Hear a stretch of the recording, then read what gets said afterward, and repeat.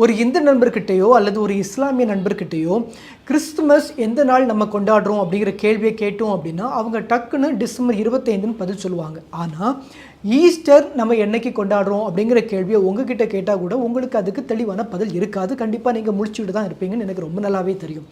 காரணம் ஏன் அப்படின்னா, நம்ம கிறிஸ்துமஸ் ஒவ்வொரு ஆண்டும் ஒரே நாளில், அதாவது டிசம்பர் 25ஆம் தேதி நம்ம கொண்டாடுறோம். ஆனால் ஈஸ்டர் அப்படி இல்லை.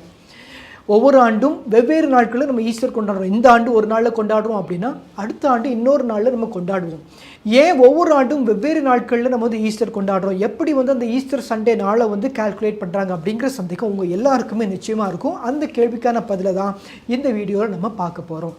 இந்த ஈஸ்டர் சண்டே, அதாவது உயிர்ப்பு ஞாயிறு எப்படி கால்குலேட் செய்யப்படுது அப்படின்னா, ஸ்ப்ரிங் ஈக்வினாக்ஸ் அப்படிங்கிற நிகழ்வுக்கு அடுத்து வரக்கூடிய பௌர்ணமிக்கு அடுத்த ஞாயிற்றுக்கிழமை தான் ஈஸ்டர் சண்டே கொண்டாடப்படுது. கவனமாக கேளுங்க. ஸ்ப்ரிங் ஈக்வினாக்ஸ் அப்படின்னா என்ன அப்படின்னு பார்க்கும்பொழுது அது ஒரு வானியல் நிகழ்வு.